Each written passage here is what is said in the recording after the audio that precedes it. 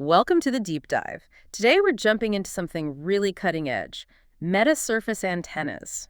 We're talking about controlling electromagnetic waves with incredible precision. Exactly. And a metasurface, well, it's basically an engineered material. Mhm. But what's special isn't the material itself, it's the structure. The structure. Yeah, think of these tiny, tiny patterns, Mhm. meta-atoms, much smaller than the wavelength they're designed to interact with.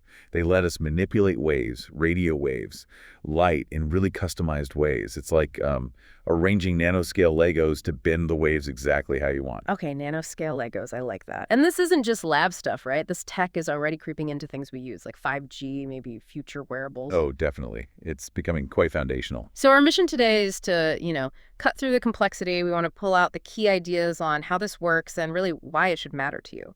Okay, let's unpack this then. You mentioned these sort of futuristic capabilities. How do they actually do that? What makes them so different from, say, the antenna on my old radio?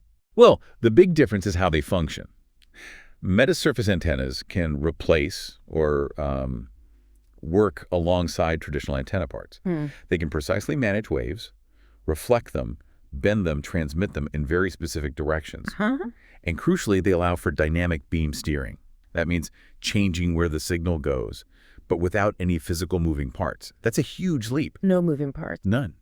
They control the wave's phase, its amplitude, even its polarization, point by point across the surface. It's incredibly granular control. Wow. So it's not just that they're small, though that's part of it. The real insight here is the way they interact with waves is fundamentally different. Yeah. We're shifting from mechanical adjustments to microscopic electronic ones. That's precisely it. That's the paradigm shift. Right. And if you connect that capability to the bigger picture, the applications, well, they're just exploding. Okay. We're talking next-gen communications, 5G, and definitely 6G, much more advanced radar, satellite comms, the whole Internet of Things ecosystem, and even, yes, potentially very compact wearable or even implantable medical devices down the line. So for you listening, this tech is genuinely impacting how your devices talk to each other, or soon will be.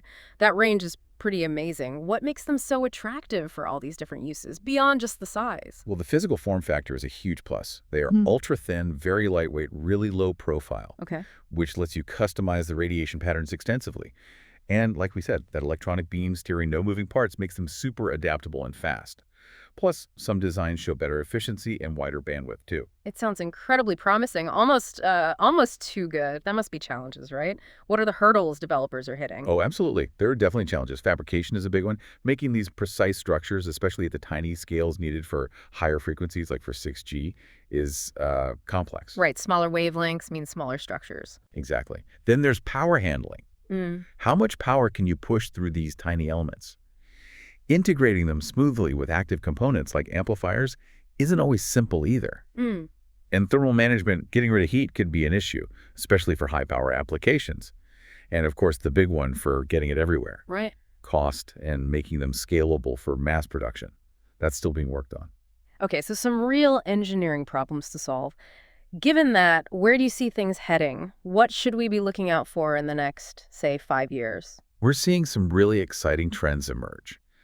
Using AI to control the beams, making them even smarter, more adaptive to changing conditions. Interesting. There's a lot of work in hybrid metasurfaces, combining passive structures with active elements for, even finer control. People are exploring quantum effects and pushing into terahertz frequencies too. Terahertz, wow. And maybe the biggest long-term vision is integrating them into smart surfaces.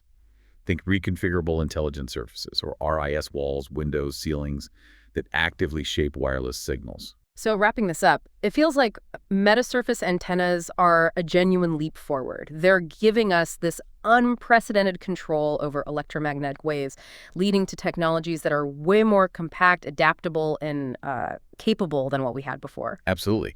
And maybe here's something for you to think about. Imagine a future where the surfaces around you, the walls in your room, the windows aren't just passive structures. Imagine they're actually smart surfaces, actively shaping your Wi-Fi, boosting your phone signal wherever you go. How might that kind of unseen active environment change how you interact with technology every day? It's a shift from devices talking past the environment to the environment itself becoming part of the conversation.